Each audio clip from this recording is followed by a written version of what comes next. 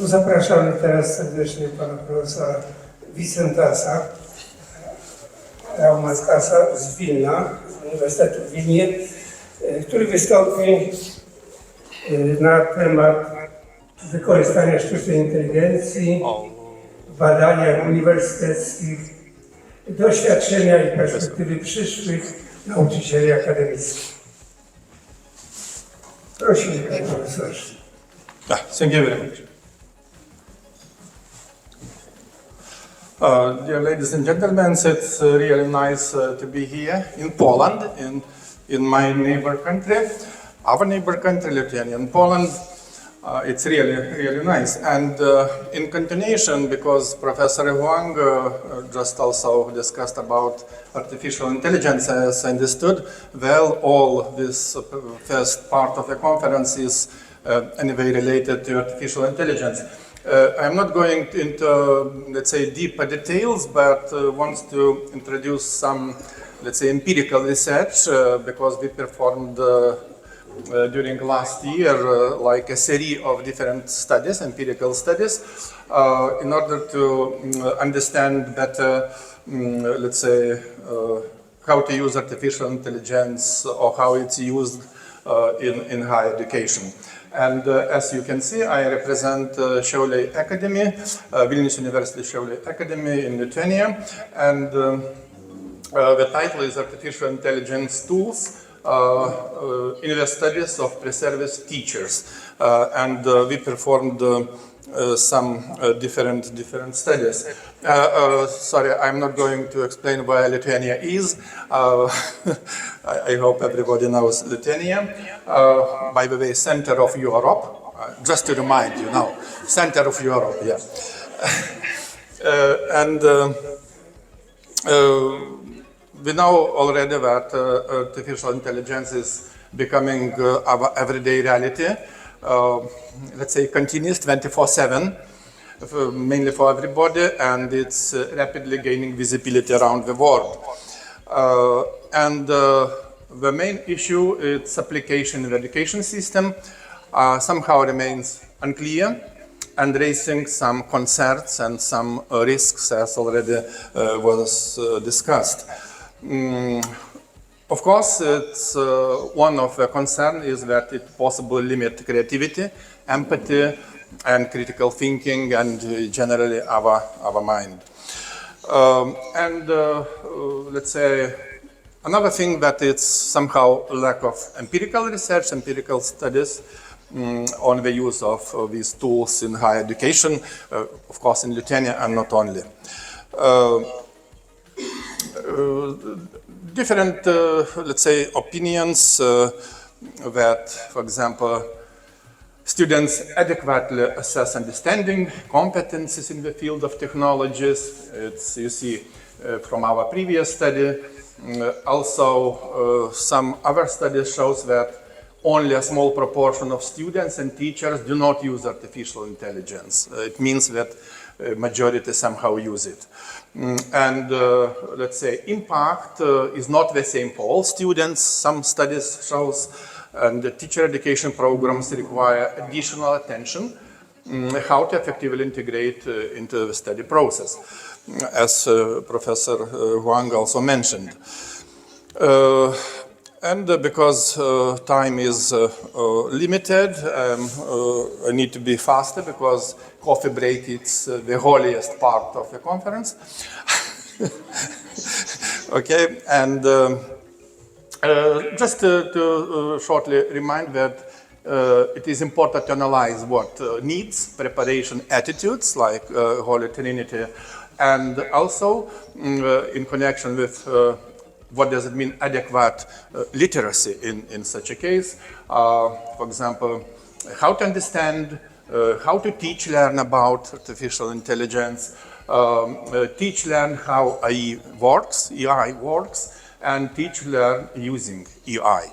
During the first presentation by Professor Miroslav also was mentioned that some, let's say, works, academic works like PhD thesis or master thesis or just bachelor thesis are written by using these tools.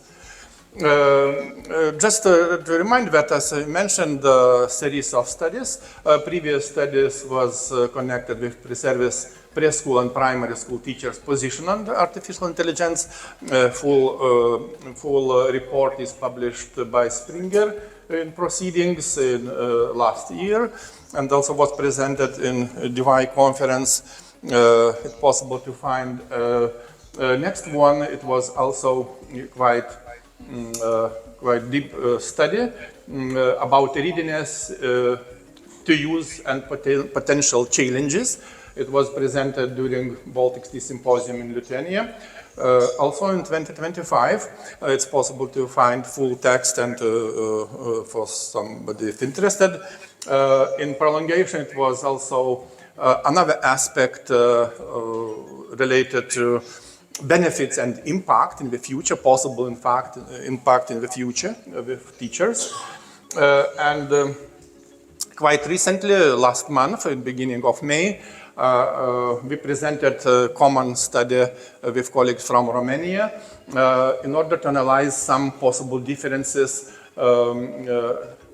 among university students' positions in Lithuania and Romania, and also what presented during the 16th DY conference, and it's going to be published possible next month or at the end of June by Springer. Now it's in press, full paper. It was more quantitative study, let's say fully quantitative study. Currently I want shortly to introduce mainly qualitative analysis, qualitative study. For example, it's focused on purposes and benefits and expectations. Shortly about research methodology. It's quite, let's say, common methodology survey last year using questioning method. Sample is not so large, but anyway, it's quite good for qualitative analysis. Questionnaire with closed-ended and open-ended questions, answers in writing, obviously, and qualitative content analysis and thematic analysis were performed together, and we analyzed 5 open-ended questions. And later on, possibly, we will make some comparative analysis together with colleagues from Romania, because in Romania we analyzing separately. Shortly about some results. You see, for example, just a simple quantitative result about AI-based tools, and it's obvious that, for example, ChatGPT, it's used more frequently, let's say around 50%, and next Canva, Gemini, Microsoft Copilot, and some other tools were mentioned by respondents. What are the main purposes of using AI tools? And I prepare a full paper, and possible in proceedings you will be able to find more detailed information just here based on categories.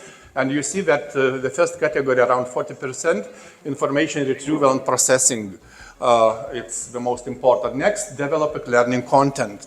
They want to develop learning content, I mean students. And let's say limited use or practical help, not so high position. Next, for example, the most pleasant aspects. And again, we see on the first position, time saving and efficiency, around 40%. Again, information retrieval and processing, creativity, content creation, and limitations and trust control, very small amount, only let's say around 3%. Next, the role of EI now and possible in the future, like some predictions, some prognosis, and we see again 1/3, 27 and more % information retrieval and processing, and the last text editing help. For example, limited use, creative and content creation role. It's also some categories. And was also raised some, I suppose, quite interesting question. Likely impact on teachers' work in the future. How we imagine, because they are pre-service teachers. And you see that the first category, curriculum development and individualization. Students think that curriculum development, it's really good. Again, let's say approaching to 40%. And work efficiency and workload reduction. It's, let's say, quite common in comparison also with some other studies, international studies, not only based on this study, around 20% workload reduction. What does mean workload reduction in school for teachers, for example? And for example, information search and professional renewal, not so high, around 10%. Next, impact on study efficiency, and also quite interesting. Again, it's connected with finding information, more than 20%. Generating ideas and finding a direction for learning. Again, let's say more or less the same result. Time saving, not so high, and uncertain impact. They are not sure about impact, really. And quite a big part of students expressed the idea that it's not so helpful, for example, in relation to academic achievements, academic success, etc. Okay, shortly some conclusions. Just to mention, not all of them, but some.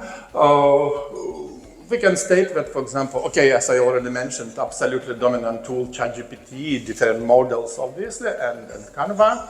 And the most valued features, like time saving, it's again quite common in comparison in international research panorama, quick responses, ease of use, and efficiency.